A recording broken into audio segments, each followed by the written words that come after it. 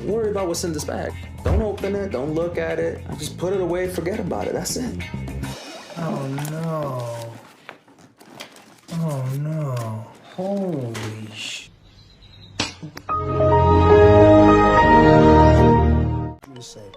Halo nontoners dimanapun kalian berada, selamat datang kembali masih bersama Kang Rekap. Semoga kalian sehat selalu, diberi kemudahan dan kelancaran dalam segala hal. Amin. Kali ini Bang Rekap sudah merekap alur film yang berjudul It All, menceritakan kisah seorang pemain judi yang dilemparkan ke dalam dunia kecanduan dan kegagalan saat ia mencoba mengelola hidupnya. Seorang teman memberinya tas yang berisi uang tunai untuk dijaga. Orang itu merasa tergoda untuk mengambil sebagian dari uang itu untuk berjudi. Namun keberuntungan tidak berpihak padanya dan dia kehilangan sebagian besar uang tersebut. Orang itu sekarang berada dalam masalah besar dan berusaha untuk mengembalikan uang itu sebelum temannya kembali. Film ini menggambarkan perjuangan Eddie dengan ketidakmampuannya untuk mengatasi kecanduan judinya dan menemukan jalan keluar dari masalah yang dia hadapi. Oke, tanpa lama-lama lagi, langsung saja kita ke filmnya. Let's go. Pria ini bernama Eddie. Ia adalah seorang pengangguran yang kadang-kadang menjadi tukang parkir. Eddie sangat kecanduan judi dan tidak pernah bisa lepas. Mungkin rasanya sama seperti kecanduan rokok atau kecanduan bermain game. Intinya dia sungguh-sungguh ingin berhenti namun tidak mampu. Setiap kali mendapat uang, malamnya dia selalu pergi ke tempat judi. Dahulu dia pernah meraih kemenangan judi yang besar sehingga menjadi kaya raya. Namun kemudian ia juga mengalami kekalahan judi yang besar hingga bangkrut. Sejak saat itu dia selalu berharap bisa meraih kemenangan besar untuk mengubah nasibnya. Sayangnya setiap kali Eddie berjudi dia selalu kalah dan kehabisan uang. Akhirnya Eddie menjalani hidup dengan penuh kesuraman tanpa pekerjaan, uang yang pas-pasan, sering kalah dalam judi. Bahkan untuk makan saja ia harus berhutang di minimarket di dekat rumahnya. Hari itu ketika Eddie baru sampai di rumah, dia kaget melihat teman lamanya bernama Michael sudah menunggunya di rumah. Michael datang untuk menitipkan sebuah tas karena dia akan dipenjara selama 6-9 bulan ke depan. Michael menawarkan uang sebesar $10.000 jika Eddie bersedia menjaga tas tersebut dengan baik selama dia berada di penjara. Michael juga memberikan pesan kuat agar Eddie tidak pernah berniat membuka tas tersebut. Jadi Eddie hanya perlu menjaga tas tersebut selama 6-9 bulan tanpa mengapa-apakan isinya. Jika Michael keluar dari penjara nanti, tas akan diambil kembali olehnya. Dan sebagai imbalannya, Eddie akan mendapatkan uang $10.000 atau sekitar 140 juta rupiah. Mendengar tawaran yang begitu menggiurkan, Eddie dengan senang hati pun langsung setuju. Besoknya Eddie diundang ke rumah kakaknya yang bernama Aaron. Di sana Eddie bercerita bahwa saat ini dia sedang menjalankan bisnis penitipan barang dengan keuntungan sebesar $10.000. Namun mendengar cerita tentang bisnis itu, Ron dan istrinya justru meremehkannya. Ron tidak bermaksud sombong sebagai kakak, namun dia hanya khawatir dengan masa depan Eddie. Menurutnya, bisnis Eddie dianggap tidak jelas dan tidak menjanjikan. Ron kemudian menawarkan pekerjaan di perusahaannya kepada Eddie, namun tawaran langsung ditolak. Eddie lebih suka melakukan pekerjaan yang sesuai dengan keinginannya daripada menjadi karyawan seperti kebanyakan orang. Dia yakin bisa sukses dengan caranya sendiri dan memiliki keyakinan kuat terhadap potensi dirinya. Malam harinya saat baru sampai di rumah dalam keadaan mabuk, Eddie mulai penasaran dengan isi tas milik Michael. Namun dia sadar akan perjanjian yang telah dibuat bahwa dia tidak boleh membukanya, tidak peduli apapun yang terjadi. Agar tidak terus-terusan terpikirkan tentang tas tersebut, Eddie memutuskan pergi ke bar untuk mengalihkan rasa penasarannya. Saat sedang nongkrong bersama teman-temannya di bar, rasa penasaran Eddie masih belum hilang. Dia terus saja terpikirkan tentang isi tas di rumah, hingga akhirnya rasa penasarannya tidak tertahankan lagi. Eddie memutuskan untuk pulang dan membuka tas tersebut. Besoknya, Eddie menemui teman dekat yang juga seorang psikolog bernama Jin. Eddie menceritakan semuanya kepada Jin dan juga ingin berkonsultasi. Eddie bertanya bagaimana jika dia mengambil uang sebesar $500 dari tas tersebut untuk berjudi. dengan harapan jika menang dia bisa mengembalikan uang tersebut ke dalam tas dan menggunakan sisanya untuk berjudi lagi. Mendengar ide tersebut, Jin langsung melarangnya sebagai sahabat yang baik dan bijaksana. Jin berusaha sekuat tenaga untuk memberikan nasihat kepada Eddie. Setelah debat panjang, akhirnya Eddie memutuskan untuk menuruti semua saran dari sang sahabat agar tidak menggunakan uang dari tas tersebut. Namun, dia berbohong.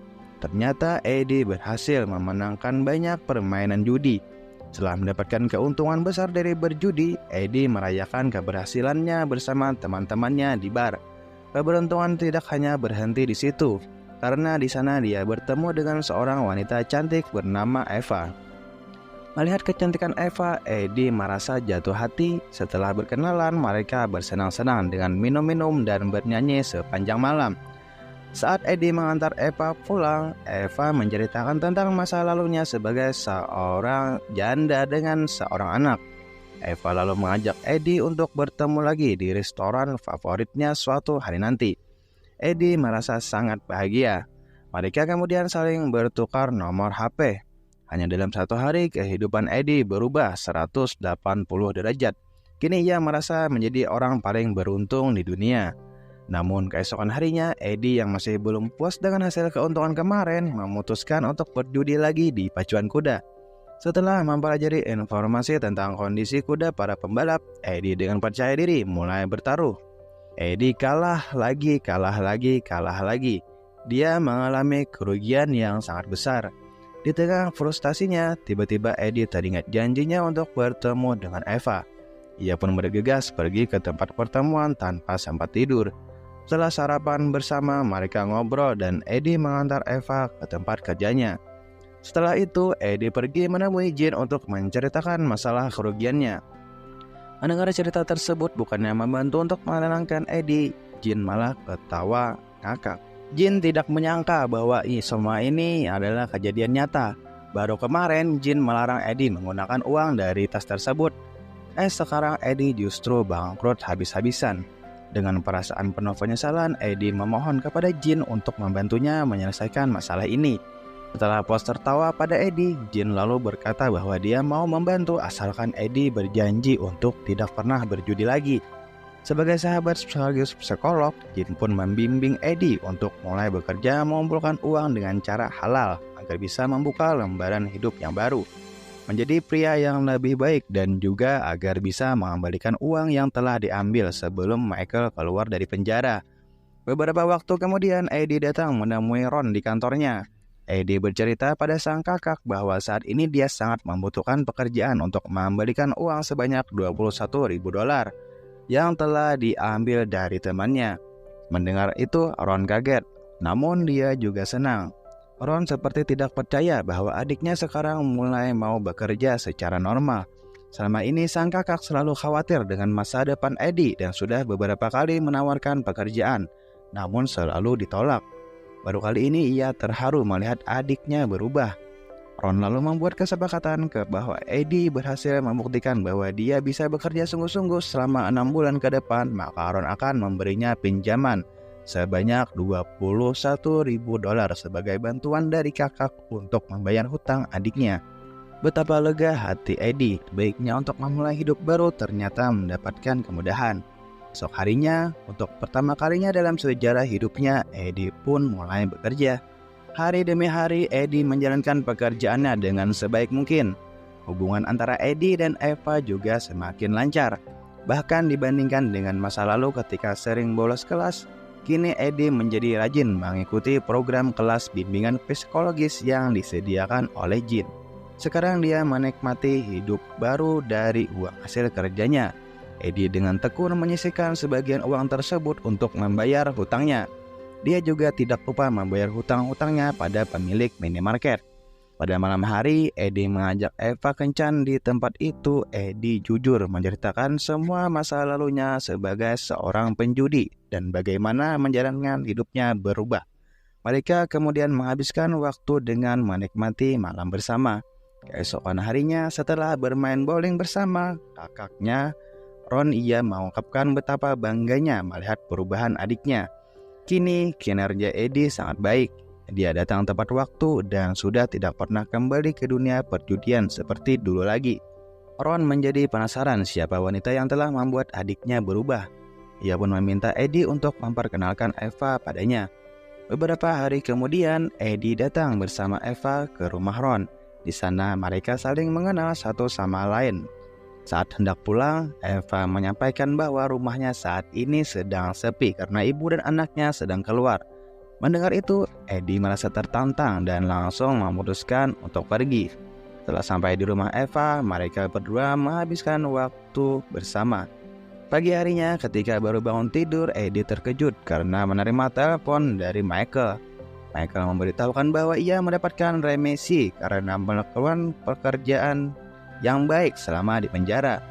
Padahal seharusnya Michael masih harus menjalani beberapa bulan lagi, tapi sekarang dia akan dibebaskan dari penjara minggu depan. Dan pada hari Senin dia akan bertemu Eddie untuk mengambil tasnya. Eddie bingung bagaimana cara mengembalikan uang $20.000 dari tas Michael hanya dalam waktu 1 minggu.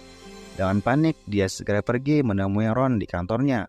Sambil gemetar, Eddie memohon bantuan kepada kakaknya untuk meminjamkan uang $20.000 lebih awal karena situasi yang mendesak. Namun karena ini tidak sesuai dengan perjanjian awal, Ron menolak dan akhirnya mereka berdua terlibat dalam sebuah pertengkaran. Eddie merasa marah karena Ron terlihat pelit.